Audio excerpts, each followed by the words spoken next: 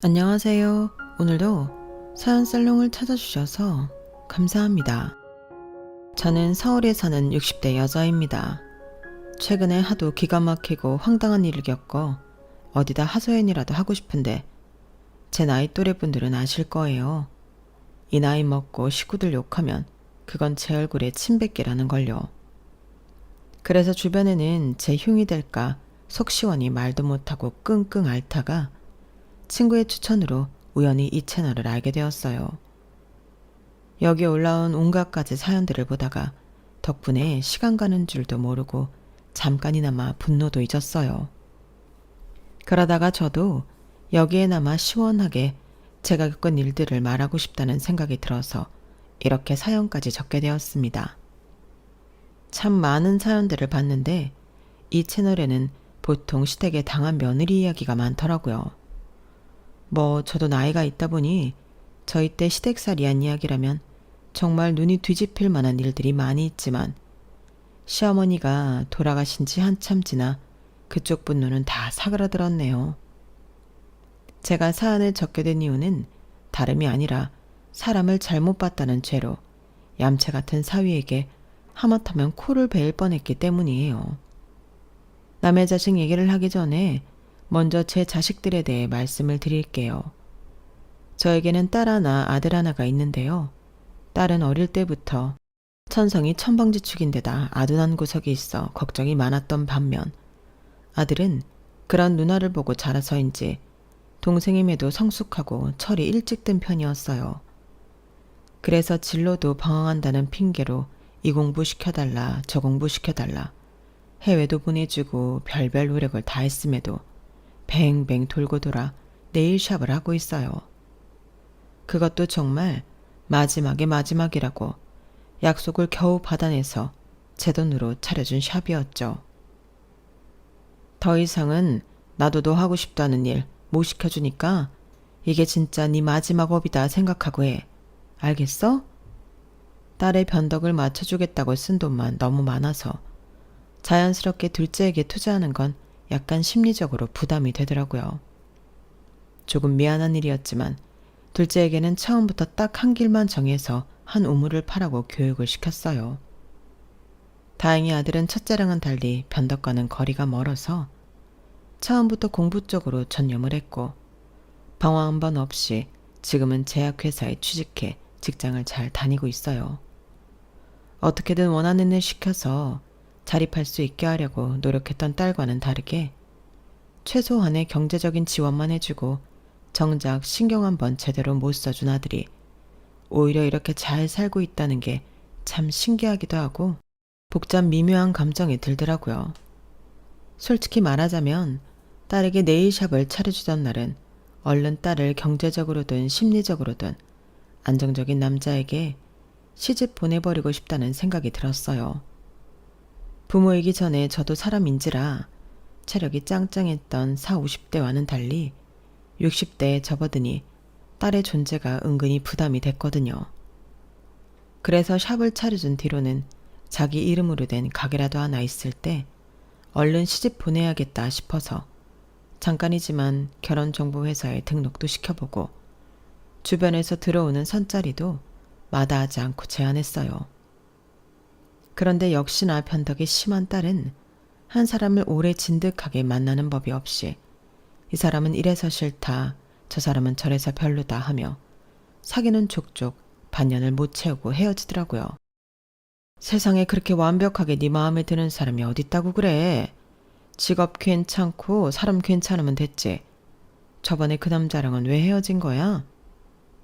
그 사람은 애초에 외모가 내 스타일이 아니었다니까. 직업 좋고 성격 좋으면 뭐해? 마음이 끌리지가 않는데. 내가 어디서 들었는데 그런 남자 만나면 나중에 나이 들어서 여자가 결국 바람나게 된대. 난 평생 내가 사랑할 수 있는 외모의 남자를 만날 거야, 엄마. 너 그런 거 다 따지려면 언제 사람 진지하게 만나서 결혼할래? 외모 괜찮은 것도 좋지만 사람은 내실이 좋아야 하는 거야. 너 남편 껍데기 뜯어먹고 살래? 엄마는 무슨 말을 그렇게 해. 껍데기는 못 뜯어먹고 살아도 적어도 이세 얼굴은 예쁠 거 아냐. 나는 이세 생각해서라도 외모는 무조건 볼 거야. 어차피 내가 평생 보고 살 사람 고르는 건데 이래라 저래라 하지 마세요. 무엇보다 딸이 가장 중요하게 보는 요소는 외모였어요. 정말 미칠 노릇이더라고요. 연예인이 아닌 다음이야 딸 마음에 완벽히 차는 남자가 일반인 중에 그렇게 많을 리가 없잖아요. 대체 누굴 닮아 그런 건지 그 나이를 먹고도 꿈속에 사는 것 같은 발언만 해대니 제 속은 까맣게 타들어갔죠. 이런 현실감 없는 성격 때문인지 딸 주위에 친하게 지내던 친구들도 점점 떠나가는 것 같더라고요. 엄마, 이번 여름에 나랑 같이 하와이 가주면 안 돼? 지영이 그 기집애 또 하선이랑 하와이 갔다 왔더라. 부러워서 살 수가 있어야지.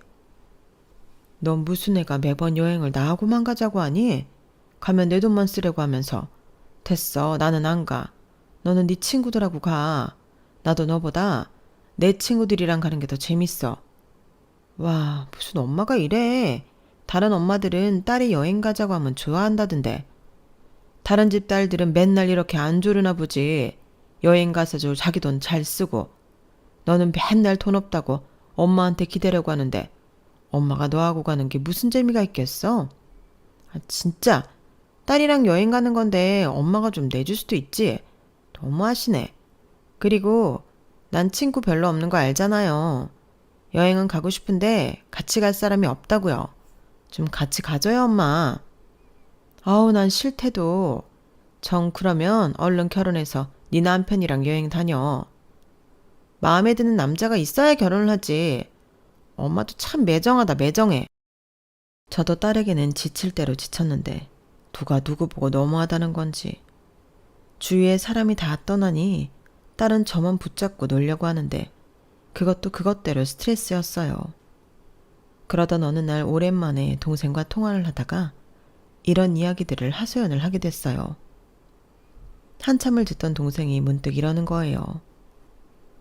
언니, 나 회사에 우리 부서 바로 옆 팀에 회사 들어온 신입이 진짜 훤칠하고 잘생겼는데 세진이한테 한번 소개받아 볼지 물어볼래? 그래? 사람은 괜찮고? 외모도 외모지만 난 사람이 중요해서.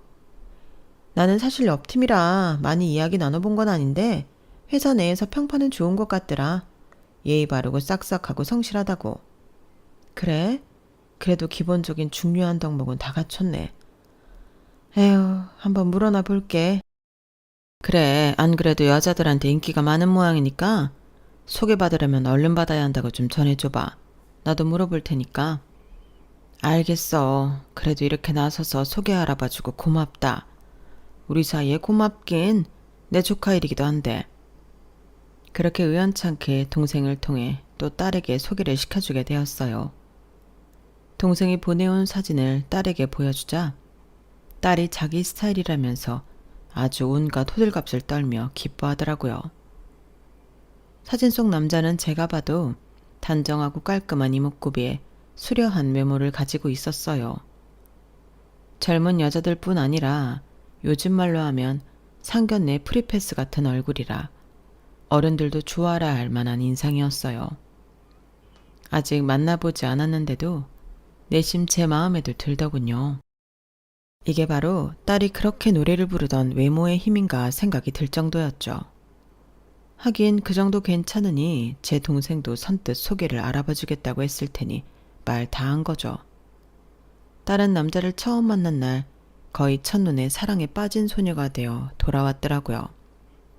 엄마, 나 이 사람 너무 마음에 들어. 어떡해? 나 이 남자랑 꼭 결혼해야겠어. 아니, 결혼할 거야. 딸이 그렇게까지 마음에 들어하는 모습은 처음 봐서 정말로 결혼할 인연이라는 건 따로 있는 건가 싶으면서도 너무 설레발치는 건 아닌지 걱정이 들었어요. 아니, 그 남자 의사는 안 물어보니? 남자는 반응이 어땠는데?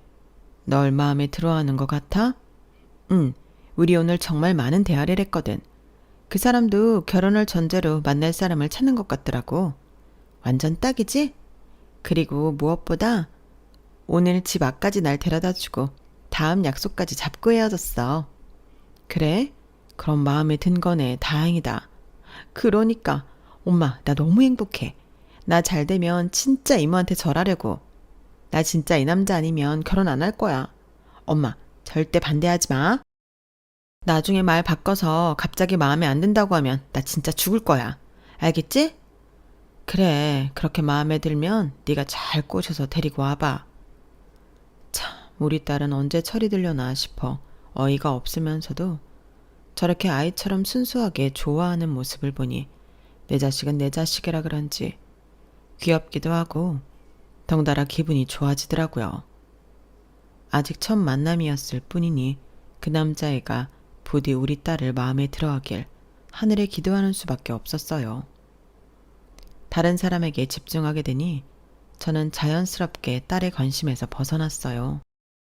딸이 집에서 저만 쳐다보고 있는 게 가끔 답답하게 느껴졌었는데 그 남자랑 잘해보겠답시고 그러고 있으니 저도 제 시간을 자유롭게 쓸 수 있게 되어서 너무 좋았어요.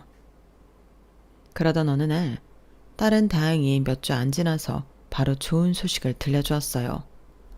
엄마, 나 됐어. 나 그 사람이랑 만나기로 했어. 정말 축하한다. 그렇게 좋아하더니 잘 만나서 결혼까지 꼬린시켜봐. 그니까 엄마가 나 좀 도와줘. 내가 도와줄 게 있나. 둘이 사이좋게 잘 지내면 되지. 아, 그러니까 그러려면 가끔 엄마 도움도 필요하고 딸 시집 잘 가게 협조 좀 해달란 말이에요. 그래, 내가 뭐가 필요하다는 건지 모르겠지만 도움 필요하면 말하렴. 그땐 그 말이 아리송하게 들려서 대충 흘려 넘겼어요. 그 말의 진정한 의미를 깨닫게 된 건 딸이 결혼을 한 이유였어요. 너무 늦게 깨달은 거죠. 아무튼 딸은 그렇게 지금의 사위와 결혼을 하기 위해 연애기간 내내 안절부절 못하며 조금이라도 그 애의 마음을 얻기 위해 고군분투했고 아무리 제가 딸에게 지쳤어도 자식이 그렇게 좋아하는 사람과 결혼하고 싶어하는 모습을 보면 어떻게든 이어주고 싶더라고요. 엄마, 나 프로포즈 했어. 우리 결혼하기로 했어. 어? 프로포즈 받았다고? 아니, 내가 했어. 요즘은 여자들이 프로포즈를 하니? 이런 얘기를 하면 옛날 사람이라고 욕먹을 수도 있겠지만 제가 젊었을 때만 해도 여자가 남자에게 프로포즈를 하는 건 꿈에도 상상 못한 일이었기 때문에 처음에 저는 제 귀를 의심했어요. 당연히 딸이 받았다는 건 줄 알았는데 딸이 했다는 소리더라고요. 솔직히 처음 딱 들었을 땐 그놈이 뭐라고 내 딸이 이렇게까지 해야 되나 싶어서 자존심이 상하더라고요. 내가 너 때문에 못 산다. 프로포즈를 받아도 모자랄 마당에 네가 하고 있어? 내 친구들 딸들도 다 애인한테 프로포즈 받아서 결혼하던데 너는 그걸 받아줬다고 좋아하니? 아무리 걔랑 결혼이 하고 싶었어도 그렇지 연애나 부부 사이나 미묘하게 가불관계가 있는 거 몰라? 그렇게 결혼하면 걔가 너 우습게 보지 않겠어? 뭐? 에이, 엄마는 진짜 왜 이렇게 옛날 사람이야? 요즘 프로포즈에 남녀가 어딨어. 결혼하고 싶은 사람이 결혼할래? 하는 거지. 나 그렇게 거창하게 안 했으니까 그런 눈으로 안 봐도 돼. 그냥 좀 좋은 시계랑 꽃다발 좀 이쁜 거 주면서 얘기했어. 좀 좋은 시계? 어디 건데? 그때 제 딸도 30대 초반쯤 됐었기 때문에 그 나이 때 좋다고 여겨질 시계면 값이 꽤 나갈 게 뻔했어요. 게다가 제 딸은 약간 허영심도 있는 성격이었기 때문에 스스로 좀 좋은 거라고 말할 정도면 보나마나 값나가는 브랜드 시계일 확률이 높았죠. 그래서인지 딸은 끝까지 어디 브랜드 시계인지는 말을 안 해주더라고요. 집에서는 천방지축 철없는 막내 공주처럼 컸으면서 그 남자가 엮인 일이라면 한없이 저자세로 나가는 딸 때문에 속이 너무 상했어요. 하지만 이미 벌어진 일이었고 프로포즈를 거절당했다면 모를까 남자 쪽에서 수락도 한 상태에서 제가 괜히 감정 낭비를 할 필요는 없다고 느꼈죠. 좋은 게 좋은 거라고 어쨌든 딸이 그토록 원하던 상대와 결혼을 한다는 소식에 축하는 못할 망정 프로포즈 가지고 분위기를 망칠 수는 없었어요. 그래, 잘 준비해봐. 딸은 마음이 급했는지 정말 속전속결로 결혼 준비를 시작했어요. 이야기한 날로부터 반년 뒤에 웨딩홀을 예약해버리고는 양가 부모님 인사 일정까지 바로 잡아버렸죠. 분명 예식장 잡기가 하늘의 별 따기라고 들었던 것 같은데 도대체 어떻게 그렇게 빨리 잡은 건지 일 처리하는 속도에 혀를 내두를 정도였어요. 그래서인지 체감상 얼마 안 있다가 딸의 예비신랑이 집에 인사를 왔어요. 딸이 연애하는 동안 같이 찍은 사진을 하도 많이 보여줘서 익숙한 얼굴이긴 했지만 실물로 보니 훨씬 훤칠하더라고요. 안 그래도 외모를 중시 여기는 딸이었으니 왜 그렇게 난리를 쳤는지 이해가 갈 법도 했어요. 안녕하세요. 처음 인사드립니다. 그래요. 얘기 많이 들었어요. 얼른 와요. 그래도 처음 만나는 날이고 딸이랑 부부가 될 사이인데 뭔가 맛있는 밥이라도 해주고 싶어서 남편이 밖에서 먹자는 걸 만류하고 집에서 식사를 준비했어요. 딸 체면을 신경 써서 나름대로 진수성찬을 차려냈는데 제가 식사를 준비하는 동안 저희 집 구석구석 둘러보면서 딸과 이야기를 나누는 것 같더라고요. 밥 다 됐으니 어서들 앉아요. 무슨 얘기를 그렇게 재미있게 해? 아, 이가 우리 집 너무 신기하대. 그래? 뭐 신기할 게 있나? 그렇게 특별할 건 없는 집인데? 신기할 게 있나 싶어 그냥 뱉은 말에 돌아오는 대답이 의외였어요. 아, 사실은 제가 세진이랑 처음 만나고 집에 데려다 줬을 때 이 아파트 보고 정말 깜짝 놀랐었거든요. 세진이 만나기 전에 일 때문에 이쪽에 올 일이 몇 번 있었는데 이 동네 이 아파트 지나가면서 이런 아파트 사는 사람들을 제가 평생 만나볼 수나 있을까 생각했었거든요. 그런데 세진이가 이 아파트에 살고 있다고 해서 진짜 놀랐어요. 앞서 딸에게 경제적 지원을 아낌없이 해줬다는 부분에서 눈치채신 분들이 계셨겠지만 사실 저희 집은 좀 사는 편에 속하기는 했어요. 남편도 중산층 집안에 대기업 임원까지 지낸 사람이었고 저도 부모님께서 물려주신 땅과 집이 있어 부유하게 자란 편이었거든요. 저희 아파트가 강남에서도 꽤 비싼 프리미엄 아파트로 알려져 있어서 예비 사이가 놀랐다고 하는 게 이해는 됐지만 한편으로는 조금 당황스럽기도 했어요. 보통 저런 말을 앞에서 이렇게들 하나 싶은 생각이 들었거든요. 아무래도 재산과 직접적으로 연관된 발언이니 예민하고 불편한 주제일 수 있는데 너무 아무렇지 않게 얘기를 꺼내는 것 같았달까요?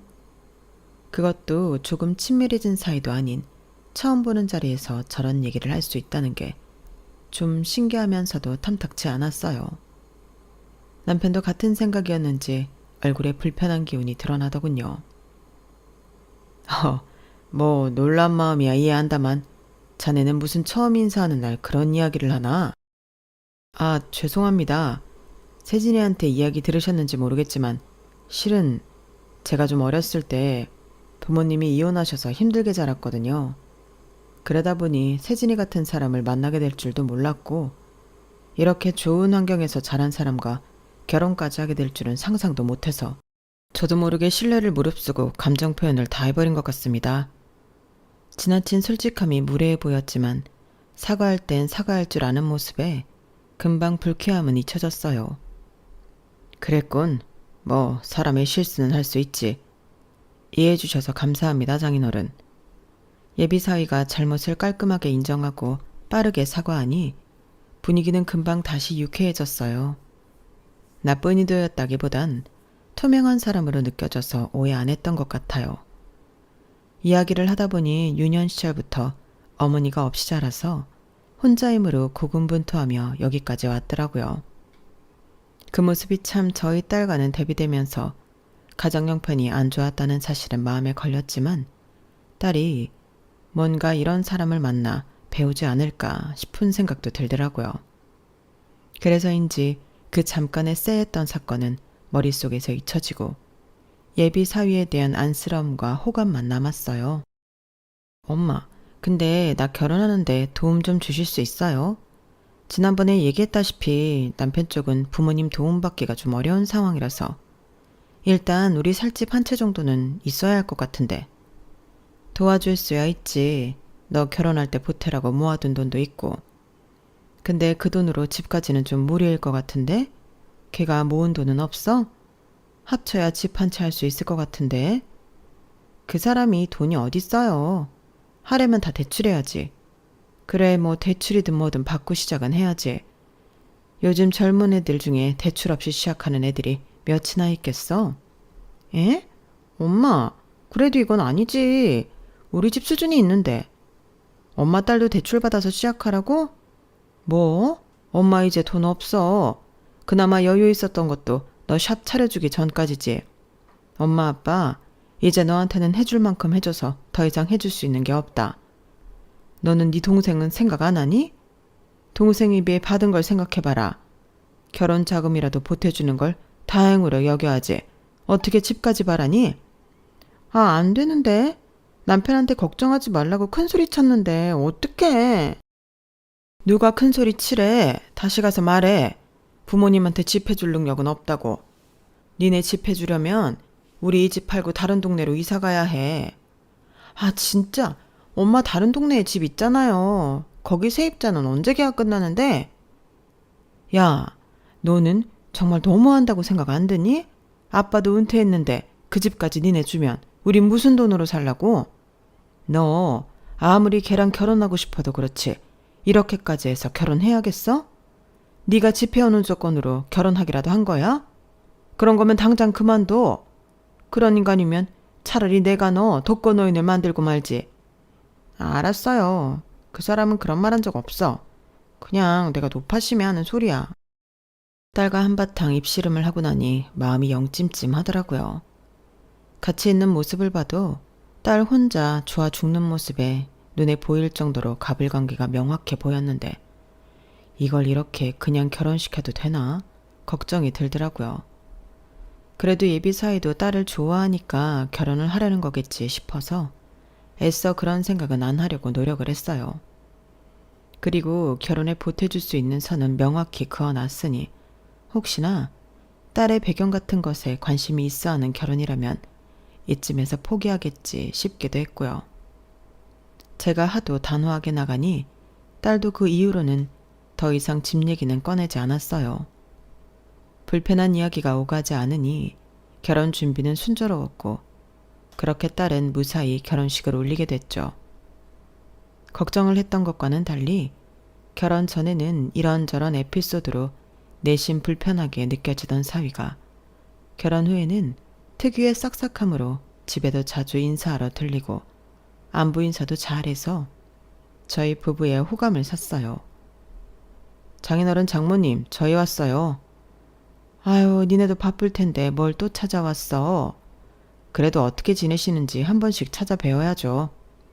아유, 그렇게 말하기엔 지난주에도 왔었잖아. 세진이가 장모님을 특히 애틋하게 생각해서요. 결혼 전엔 매일 붙어 있었는데 결혼하고 떨어져서 사니 장모님 얘기만 해요. 저 만나기 전엔 장모님이 유일한 친구였다고. 이렇게 모녀 사이가 좋은데 제가 떨어뜨려 놓을 수 있나요? 결혼했으면 새로 꾸린 가정에 충실해야지. 남편이랑 오붓하게 시간도 보내고. 아니에요, 장모님. 전 괜찮아요. 말씀드렸다시피 저는 어머니 없이 자라서 이런 가족적인 분위기가 너무 보기 좋은데요. 장모님 댁에 오면 저까지 이런 분위기 느낄 수 있고 온전한 가족이 생긴 것 같아서 기분이 너무 좋아요. 그렇게 이야기를 하는 사위 얼굴이 어딘지 모르게 쓸쓸해 보였어요. 사위가 신경이 쓰이기 시작한 건 그때쯤부터였던 것 같아요. 아무리 남의 자식이라지만 내 딸이랑 결혼했고 남들에게 숨기고 싶을지도 모를 민감한 이야기를 스스럼 없이 드러내는 모습을 보며 우리 가족과 더 친밀해지고 싶어 하는구나 느꼈어요. 솔직히 장인 장모 댁에 그렇게 자주 오고 싶어 하는 사위가 세상에 어디 있겠어요. 어린 시절 어머니의 부재로 이런 분위기가 좋았다고 말하는 것도 참 안쓰러워서 마음이 더 쓰였죠. 저도 아들이 있는 입장이고 아들이 사위와 또래다 보니 더욱 신경을 쓰게 됐어요. 그래서인지 집에 놀러오면 밥이라도 한 끼 더 해먹이게 되더라고요. 와, 장모님, 매번 이렇게 힘들게 음식 안 해주셔도 되는데 감사해요. 둘 다 일하느라고 평일엔 집밥 잘 해먹지도 못한다며 이럴 때라도 따뜻한 집밥 먹어야지. 맨날 사 먹기만 하면 건강에도 안 좋고 괜히 돈만 많이 쓰고 좋을 거 하나도 없잖니? 와, 그래도 진수성찬이라 너무 힘드셨을 것 같은데. 괜찮아. 너희가 맛있게 먹어주면 나는 그걸로 됐다. 진짜 너무 맛있어요. 재료도 너무 신선한 걸로 쓰시는 것 같고. 사실 저 처음 인사드리러 왔을 때 장모님 음식 솜씨에 완전히 감동받았거든요. 왜 사람들이 그렇게 엄마가 해준 집밥 타령하는지 그때 처음 알았어요. 너무 맛있어요, 정말. 당신은 맨날 이런 음식 먹고 자란 거면 장모님한테 잘해야 해. 우리 엄마 이 정도면 솜씨 발휘 반도 안 한 건데 우리 엄마 음식이 좀 맛있긴 하지. 너는 남편 말은 뭘로 듣니? 엄마한테 감사하라잖아. 아, 당연히 감사하죠. 엄마도 참. 사위가 밥을 차려줄 때마다 너무 좋아하며 두 공기씩 뚝딱 먹어치우니 밥을 해주는 입장에서도 덩달아 신이 나고 뿌듯하더라고요. 저희 집 식구들은 입이 짧아서 입맛에 맞게 음식을 해줘도 많이 먹지를 않는데 사위는 어찌나 먹성이 좋은지 입에 침이 마르도록 음식 칭찬을 하면서 깨끗하게 밥그릇을 비워내는 모습에 요리해 줄 맛이 났어요. 이 또한 어머니의 부재에서 온 결핍일지도 모른다는 생각에 아낌없이 밥을 해주게 되더라고요. 기분 탓인지는 몰라도 신혼 초에만 한 번씩 들릴 줄 알았던 두 사람의 방문이 특별한 일정이 없을 때는 거의 공식처럼 매주 주말마다 반복됐어요. 처음엔 결혼하고 남처럼 사는 집보단 낫다고 생각해서 좋게 생각했지만 너무 자주 오다 보니 저도 사람인지라 좀 지치더라고요. 남편도 저도 이제는 일을 안 하는 터라 평일 주말이 따로 있는 느낌은 아니었지만 그래도 아무도 안 만나고 쉬고 싶은 날도 있는 법이잖아요. 그게 자식일지라도요. 하지만 온다는 걸 못 오게 막기도 애매해서 일단 그냥 뒀어요. 언제까지 오나 보자 싶은 마음도 있었던 것 같아요. 그런데 정말 지치지도 않고 오더라고요. 이상하게 저도 세뇌당하듯이 사위가 오면 집밥을 해주게 돼서 괜히 더 피곤함을 느끼는 것 같았어요. 당신도 이제 그만해. 그거 병이야. 매번 애들 올 때마다 밥 해 먹일 거야?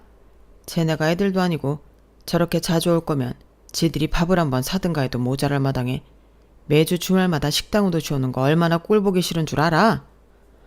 아, 당신은 또 무슨 말을 그렇게까지 해. 애들이 설마 밥 먹으러 우리 집 오는 거겠어? 그래도 다른 집 사이들은 와서 불편하고 어색한 기운만 팍팍 뿌리고 간다던데 우리 사이는 싹싹하잖아. 그럼 맨날 올 때마다 좋은 재료로 밥 해 먹이는데 안 싹싹할 놈이 어딨어? 그게 인간이야? 당신도 참. 남편에겐 그렇게 말했지만 일리가 있다고는 생각을 했어요. 그러다 5월이 찾아왔죠. 어버이날이 있는 주에도 어김없이 찾아오기로 해서 별다른 준비 없이 애들을 기다렸어요. 그런데 집에 도착하자마자 딸이 하는 말이 가관이더군요. 엄마, 오늘 점심은 뭐예요? 오늘 외식 안 하니? 오늘도 집에서 먹어? 오늘 외식해요? 집에서 먹는 줄 알았는데? 아니, 오늘도 내가 밥을 해야 돼? 왜 또 그래? 우리 남편이 엄마가 해준 밥 얼마나 좋아하는데. 그래요, 장모님. 나가서 사 먹으면 괜히 돈만 들고 장모님 음식보다 맛도 없던데. 그냥 집에서 해주시면 안 돼요? 너무 어이가 없어서 벙쪄 있는데 보다 못한 남편이 호통을 치더라고요. 니네 지금 제정신이야? 어버이날이라고 찾아온 것들이 밥을 한 끼 사주지는 못할 망정 오자마자 뭐? 메뉴가 뭐냐고? 너는 시집을 갔으면 그렇게 집밥 좋아하는 내 남편 네 손으로 차려 먹이던가 하지. 왜 쓰잘데기 없이 맨날 끌고 와서는 밥만 축내고 가냐?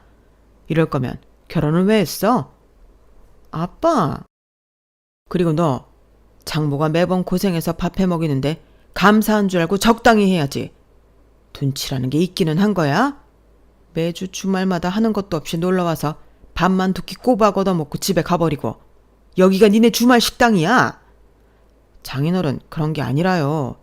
아니면 이제 오지 마. 니네 이제 출입 금지야.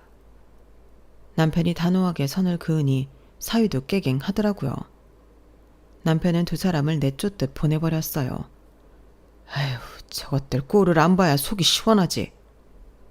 그 뒤로는 정말 발걸음을 끊나 싶었는데 언제부턴가 딸 혼자 야금야금 집에 찾아오더라고요. 넌 또 왜 왔어? 내가 출입 금지라고 한 거 잊었어? 아, 아빠 왜 그래요 진짜. 딸한테까지 이러기야? 내가 눈치껏 남편은 안 데리고 왔잖아. 너라고 뭐 다를 거 있어? 둘 다 꼴도 보기 싫다니까. 아, 제발요. 남편 요즘 일이 바빠서 출근한단 말이야. 나 외로울까봐 남편이 친정 가 있으래. 집에 혼자 있으면 뭐 하라고. 나 친구 없는 거 아빠도 알잖아. 에휴, 정말 지긋지긋한 것들. 딸이 외로워서 왔다고 하니 남편도 별 수 없다고 느꼈는지 그 뒤로는 별말을 안 하더라고요. 엄마, 이 반찬 너무 맛있다. 남편이 엄마 음식 너무 그리워하던데 이거 좀 싸주면 안 돼? 뭐? 너 아빠한테 그렇게 혼나고 너 아직도 그 소리야? 아, 왜? 아빠가 너무 매정한 거 아니야. 우리 남편 엄마도 없이 자랐는데 좀 그럴 수도 있지. 남편도 반성 많이 하고 있단 말이야. 걔도 걔지만 너도 문제야. 너 아직도 남편 말이라면 꼼짝 못하고 사니? 그런 관계가 마냥 좋은 건 줄 알아? 아이, 우리 사이가 좋아. 왜 이래? 걱정 마시고 반찬이나 좀 싸달라니까요. 털이라곤 도저히 들 기미가 보이지 않는 딸에게 저는 매번 져줄 수밖에 없었어요. 바보 같다고 느끼실 수도 있겠지만 부모 마음이 참 어쩔 수가 없더라고요. 다 커서 시집을 보내놔도 남편이랑 밥은 잘해 먹고 사는지 매번 귀찮다고 사먹는 건 아닌지 걱정되는 게 엄마 마음이더라고요. 그래서 딸이 집에 돌아갈 때면 남편 몰래 반찬을 나눠주곤 했어요. 그렇게 양손 가득 들려보내면 항상 잘 먹는 사진을 보내주는데 이 나이에 보람 느낄 일이 잘 없다 보니 그런 게 또 삶의 보람이 되더라고요. 그렇게 소소한 보람을 느끼는 것도 저에겐 행복이고 기쁨이었어요. 하지만 그 행복도 오래 지속되지 못했어요. 엄마, 나 네일샵 그만둘까 봐. 뭐? 갑자기 그게 무슨 소리야? 내가 그건 너한테 평생 해주는 마지막 투자라고 했지. 그러니까 나도 그만두기 싫은데. 그만두기 싫은데 왜 그만둬? 아니, 사실은 남편이 대기업에 가려고 지금 다니는 회사 관두고 취직 공부를 새로 시작하고 싶대서. 언제 취직할지도 모르는데 내가 네일샵으로 벌어서 둘이 사는 건 한계가 있을 것 같아서. 뭐? 무슨 사법고시 보는 것도 아니고 누가 이직 준비를 회사 그만두고 해. 다 회사 다니면서 준비하지. 그렇긴 한데 회사 갔다 오면 시간도 없고 피곤해서 집중이 안 된다나 봐. 나 같아도 그럴 것 같긴 해서. 그렇다고 네일샵을 팔아? 너 거기에 내가 얼마 투자한지는 알고는 있지? 그러니까 그래도 나한테 재산이라고는 이것밖에 없는데 어떡해. 내가 진짜 너 때문에 못 살겠다. 절대 팔지 마. 그거 팔면 또 뭐 먹고 살려고. 그거 팔고 나는 다른 네일샵 취직하면 되지. 네가 퍽이나 남 밑에서 일을 잘도 하겠다. 아니면 다른 방법도 있는데 엄마가 갖고 있는 집 세입자 내보내고 우리 좀 살게 해주면 안 돼? 진짜 집값만 해결돼도 허리가 덜 휠 것 같아서 그래. 그건 안 된다고 몇 번을 말해. 너 진짜 이렇게 억지 부릴래? 아, 세훈이 결혼할 때는 집도 해준다면서 나한테는 왜 이렇게 박해요? 세훈이랑 너랑 같아? 내가 니네 키우면서 너 때문에 세훈이한테 투자한 돈도 얼마 안 되는데 그럼 걔 결혼할 때 너랑 똑같이 해주란 소리야? 그런 소리 할 거면 내가 너 그동안 변덕 부린다고 별의별 공부 다 시킨 거 뱉어내고 말해. 아, 진짜 부잣집 공주님 행세는 다 하면서 남편 꼬셨는데 막상 결혼하니 떨어지는 거 하나 없어서 내가 남편 앞에서 체면이 안 살잖아요. 남편 잘 될 때까지만 좀 도와주면 어디가 돈 나나? 아, 지긋지긋해. 그래, 네일샵을 팔든 말든 네 마음대로 해라. 난 분명히 그게 마지막이라고 했어. 마음대로 해. 딸과 그날 대판 싸우고 같은 지붕 아래 다른 방에서 문을 닫고 각자 시간을 보냈네요. 와중에도 집에 안 가고 버티는 딸아이가 어이가 없었지만 저도 불편해서 굳이 터치하고 싶지 않았어요. 그렇게 저녁도 남편과 나가서 둘만 먹고 들어왔는데 아직 신발장에 딸 신발이 그대로 있더라고요. 아직도 안 가고 뭐 하나 싶어서 마음이 좋지 않아 딸방 앞으로 갔는데 딸 방문이 살짝 열려 있었어요. 스피커폰으로 사위와 통화를 하고 있는 것 같더라고요. 그래서 진짜 너만 빼놓고 두 분이서 저녁 드시러 간 거야? 와, 진짜 너무하시네. 내 말이 어떻게든 생활 좀 아껴보려 했더니 이게 뭔 꼴이람? 그니까 그럼 굶었어? 아니, 집에 있는 반찬들 아작을 냈지. 그래도 여기 있으면 전기세 물세라도 덜 들 거 아냐. 아유, 우리 공주님이 아주 알뜰살뜰하네. 다 당신 덕분이지. 당신 아니었음 아끼면서 사는 게 뭔지도 모르고 철없이 살았을 텐데. 결혼하면 어른 된다는 게 이런 건가 봐. 그러니까. 아유, 근데 당신 집은 잘 사는데 좀 장모님이랑 장인어른이 좀 속이 좁으시네. 보통 딸 결혼하면 애틋해서라도 잘해주지 않나? 그니까 결혼한다고 보태주는 것도 별로 없고 동생은 집도 해준다는데 짜증나 죽겠어. 아니 솔직히 내가 당신 동생보다 못할 게 뭐야? 당신 동생 맨날 일한다고 부모님 찾아뵙지도 않은 것 같던데 솔직히 당신 동생보다 내가 더 친아들 같지 않아? 내 말이 효도는 당신이 하는데 집은 왜 동생한테 준다는 거야? 내 부모지만 나도 이해가 안 간다니까. 남의 자식이니 이 정도로는 성에 안 찬다 이건가? 사위는 서러워서 살겠어? 처가살이 어렵네. 그러게 당신도 슬슬 다시 이 집 출입할 방법 좀 찾아봐. 우리 아빠만 공략하면 될 것 같은데? 그리고 아무래도 이 집 공부하는 거 지원받는 것도 아빠한테 말하는 게 나을 것 같아. 우리 아빠가 또 진취적인 남자 좋아하거든. 딸 남편이 더 공부해서 좋은 직장 가지겠다는데 아빠가 말리겠어? 엄마는 나한테 이상한 억하심정이 있다니까? 자식이 하고 싶은 공부 시켜주는 거 당연한 거 아닌가? 왜 맨날 그 얘기만 하는 거야? 말이 안 통해. 됐어. 그래도 장모님은 갈 때마다 밥이라도 해주시니 우리 식비가 확 줄었잖아. 그것도 엄청 좋은 재료만 쓰시던데. 장모님 아니면 우리가 언제 그런 집밥 얻어먹겠어? 오랜만에 장모님이 해준 밥 먹고 싶다. 그니까 이번엔 엄마랑 싸워서 반찬 안 사줄 것 같은데 어쩌지? 할 수 없지. 두고 봐. 나 이직 성공해서 월급 오르면 보란듯이 장모님 모시고 살 거야. 뭐? 우리 엄마 모시고 산다고? 굳이 왜? 왠지 몰라서 물어? 우리 애기 갖고 하면 애 봐줄 사람도 필요하고 장모님만큼 요리 맛있게 하는 사람을 어디서 찾아? 내가 성공하기만 하면 장모님 모셔와서 가정부 대신 일 부탁하고 월급 드릴 거야. 아니 그 정도야? 평생 먹고 살아서 그 정도인 줄 몰랐네. 장난 아니라니까. 대화를 가만히 듣고 있자니 너무 열이 받더라고요. 사위라고 호의로 해준 일들을 가지고 저를 가정부 삼으려고 하는 그 발상 자체가 손이 떨리도록 화가 났어요. 남편이란 인간이 그딴 소리를 하고 있으면 화가 나야 정상인데 말리긴커녕 그 정도냐고 놀리는 딸까지 완전히 활용점정이더라고요. 저는 결국 못 참고 방에 쳐들어갔어요. 엄마 언제 왔어? 너 지금 제정신이야? 김서방 당장 바꿔. 갑자기 그게 무슨 소리야? 다 들었어? 그래. 내가 너 같은 걸 딸이라고 그동안 애지중지 키웠던 게 한심하다. 난 살면서 너한테 할 만큼 했어. 더 이상은 너한테 뭘 해주고 싶지가 않다. 저는 그 길로 남편과 함께 딸을 데리고 딸 집으로 쳐들어갔어요. 언제 들어온 건지 사위란 놈이 집에서 무릎 꿇고 앉아있는데 너무 가증스러워서 웃음도 안 나더라고요. 저는 사위 쪽은 쳐다도 안 보고 냉장고를 열어 제가 해준 반찬들을 다 개수대에 부어버렸어요. 장모님! 장모님? 그 입 다물어. 내가 집에 사회를 들인 게 아니라 파렴치한 식충이를 들였네. 내 다시는 니네 꼴 보기도 싫으니까 내가 보태준 5천 갚고 네일샵도 당장 내놔.